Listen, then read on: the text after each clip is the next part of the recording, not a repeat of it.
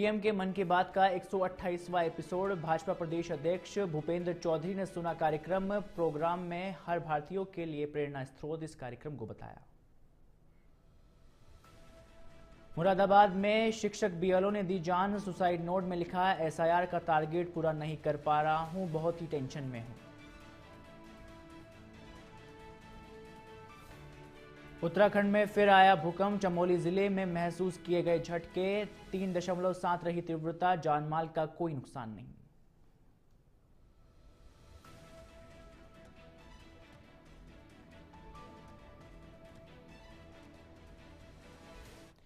नमस्कार, आप देख रहे हैं इंडिया अहेड और मैं हूं आपके साथ राहुल। बुलेटिन की शुरुआत करते हैं बड़ी खबर के साथ। प्रधानमंत्री नरेंद्र मोदी ने आज 128वीं बार मन की बात के माध्यम से देशवासियों को संबोधित किया, जिसमें उन्होंने कृषि, आत्मनिर्भर भारत, खेल, पर्यटन और लोकल फॉर वोकल जैसे विषयों पर विस्तार से चर्चा की है। साथ ही स्थानीय उत्पादों को अपनाने तथा और आत्मनिर्भर बनाने का आह्वान किया। इस दौरान पीएम ने 2030 में राष्ट्रमंडल खेलों की मेजबानी को देश के लिए गर्व की विषय यहां पर बताया है। इस मौके पर भाजपा प्रदेश अध्यक्ष भूपेंद्र चौधरी मुरादाबाद में कार्यकर्ताओं के साथ कार्यक्रम उन्होंने देखा और सुना। इसके बाद उन्होंने कहा कि प्रधानमंत्री नरेंद्र मोदी की मन की बात का हर भारतीय के लिए प्रेरणा स्रोत है और साथ ही किसानों, खेल और पर्यटन पर चर्चा देश के उज्जवल भविष्य की दिशा तय करती है।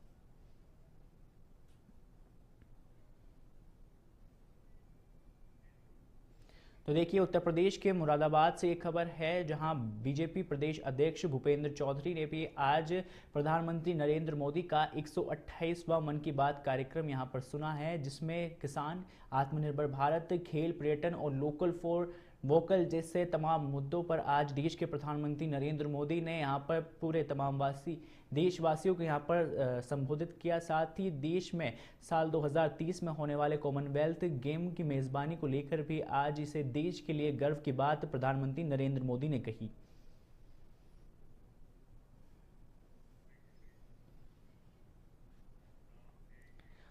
अगली खबर का रुख करते हैं, जहां धार्मिक नगरी वृंदावन की बिगड़ती यातायात व्यवस्था को सुधारने के लिए पुलिस लगातार नए प्रयोग कर रही है और इसी कड़ी में जिले के नए एसएसपी श्लोक शर्मा ने शनिवार को शहर के 5 स्थानों पर नए यातायात पुलिस बूथों का लोकार्पण किया। इन बूथों से शहर में पटरी से उतरी यातायात व्यवस्था को सुधारने में मदद मिलेगी। इस अवसर पर एसएसपी ने बताया कि यातायात व्यवस्था को बेहतर बनाने के लिए विशेष योजना तैयार की गई है और जल्द ही पुलिस और प्रशासन संयुक्त अभियान चलाकर तेजी से काम शुरू करेगा, जिससे धार्मिक नगरी की यातायात व्यवस्था को पूरी तरह से दुरुस्त किया जा सकेगा।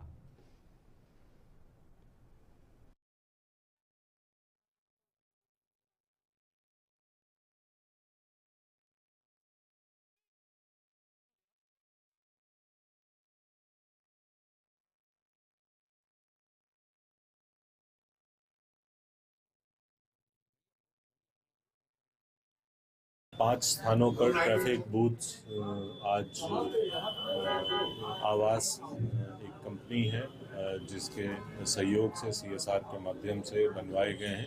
ये जैसा कि आप देख सकते हैं, यहाँ पर कई उपकरण भी लगाए गए हैं और जो हमारे ट्रैफिक के कर्मी जो निरंतर ड्यूटी पे रहते हैं उनके बैठने के लिए और नियंत्रण करने के लिए कक्ष के रूप में ये 5 प्रमुख स्थानों पर, जैसे कि आपका मल्टी लेवल पार्किंग, सोसैया, छठीकरा, प्रेम मंदिर वाला जो है उसको भी अपग्रेड किया।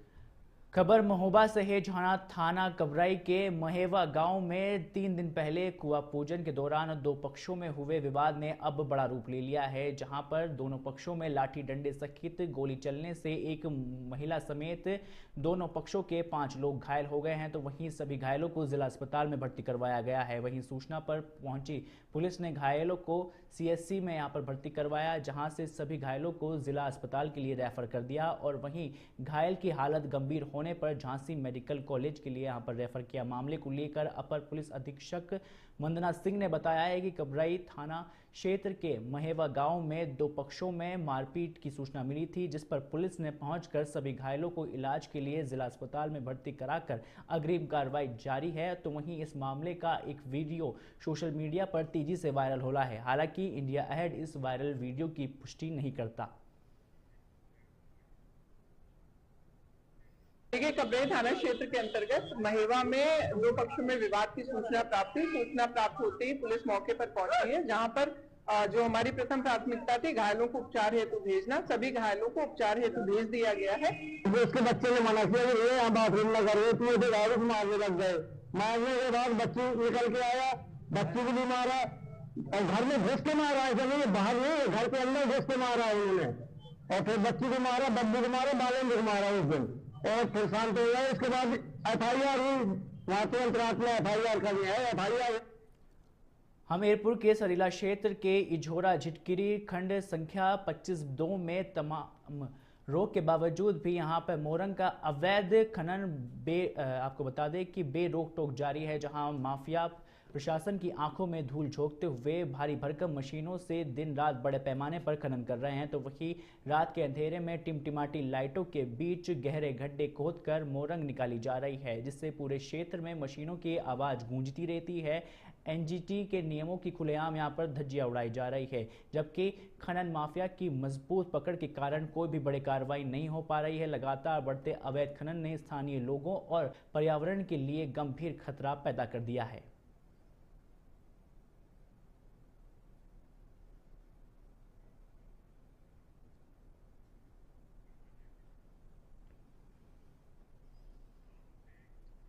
श्रावस्ती के भिनगा कोतवाली क्षेत्र के सुकैया गांव में शादी के पंडाल में खाना को लेकर यहां पर दो पक्षों में इतना विवाद बढ़ गया है कि पंडाल मारपीट के अखाड़े में तब्दील हो गया। आपको बता दें कि हमले में लियाकत की पत्नी जाकरून ने और उसका भाई अमीन गंभीर रूप से यहां पर घायल हुआ है। घटना के बाद लोगों ने किसी तरह से मामला शांत करवाया। पीड़ित पक्ष ने कोतवाली भिनगा में प्रार्थना पत्र देकर कार्रवाई की यहां पर मांग की है, जिसके बाद पुलिस मामले की जांच में जुट गई है।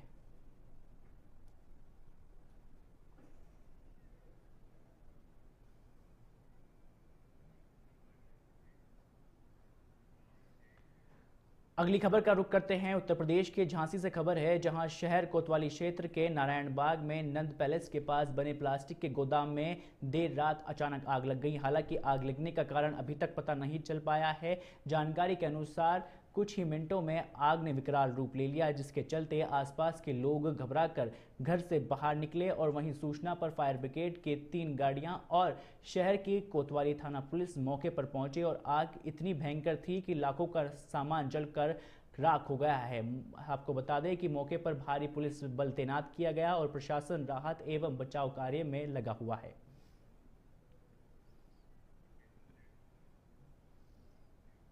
अब सूचना के अनुसार नारायण बाग में एक कबाड़ के गोडाउन में आग लगी। आग लगने की सूचना प्राप्त होने पर तत्काल फायर विभाग की दमकल की गाड़ियां मौके पर पहुंची। आग के विकराल रूप को देखते हुए 10 से 15 गाड़ियां यहां डिप्लॉय की गई, जो यहां आग बुझाती रही, पानी भर के लाती रही और अब पूरी तरह आग कंट्रोल में है। ये गोडाउन किनका है और आग लगने का कारण क्या है, एक जांच का विषय है। इसकी एक जांच कराई जाए। सेना की भी कोई गाड़ी आई थी? सेना की भी अज्ञातन उन्हें दूरभाष पर अवगत कराया गया था। तो एक गाड़ी सेना की भी आई थी, उनकी एक गाड़ी।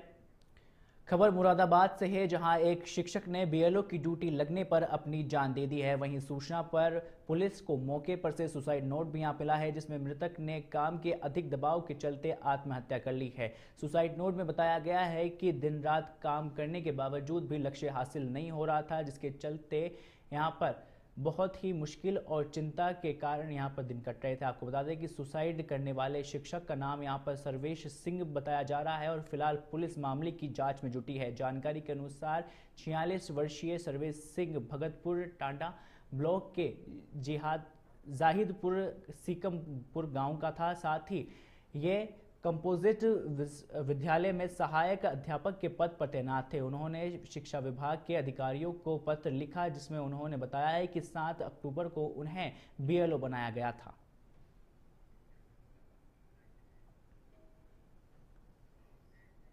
अगली खबर का रुख करते हैं पीलीभीत से। खबर है जहां पीलीभीत में समाजवादी पार्टी के जिलाध्यक्ष जगदेव सिंह जग्गा ने यहां पर पार्टी कार्यालय खाली कराने की प्रशासन की कार्रवाई पर आपत्ति जताई है। उन्होंने कार्रवाई को मनमाना बताते हुए अधिकारियों पर चोरी का आरोप लगाया है। उन्होंने ये प्रतिक्रिया शनिवार को कार्यालय खाली कराए जाने के तुरंत बाद एक प्रेस कॉन्फ्रेंस से दी है। आपको बता दें, उन्होंने कहा कि प्रशासन ने कोई नोटिस नहीं दिया और ये दबाव सत्ता के दबाव में की गई है। जहां जग्गा ने पुलिस अधीक्षक को शिकायत पत्र देकर मुकदमा दर्ज कराने की बात कही। जहां आपको बता दें कि दाना चौराहे स्थित सपा कार्यालय का मामला है, जहां सिविल जज सीनियर डिवीज़न न्यायालय में ये विचाराधीन है। जहां उन्होंने बताया है कि इस मामले में सुनवाई जारी है और न्यायालय के आदेश पर कमीशन भी हो चुका है। इसकी रिपोर्ट पत्रावली में दाखिल है, जिसमें मुख्य द्वार पर सपा के ताले लगे होने की बात कही गई है और इस वाद में स्थगन आदेश के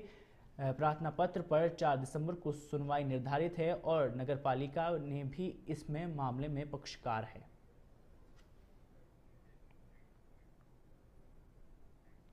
उसके तहत हमने जो है माननीय न्यायालय में जो है मुकदमा दर्ज कराया था, तो मुकदमा वहाँ विचाराधीन था। माननीय न्यायालय के द्वारा ही कमीशन भी हो गया। कमीशन होने के बाद 4 तारीख जो है वहाँ स्टे की लगी हुई थी, लेकिन हमें पता चला है कि जिला प्रशासन की मौजूदगी में यहाँ के जो है अपने नगरपालिका के कर्मचारियों ने हमारे सामान जो उसमें रखा था, हमारे ताले तोड़कर, और उन्होंने, क्योंकि उसमें हमारे भी ताले पड़े थे, कोर्ट में जो है बाकायदा उसमें लिखा पढ़ी में भी है, हम ताला तोड़ चोरी करके वहाँ से हमारा ताला तोड़ के चोरी करके जो है हमारा सामान यहाँ से ले गए हैं।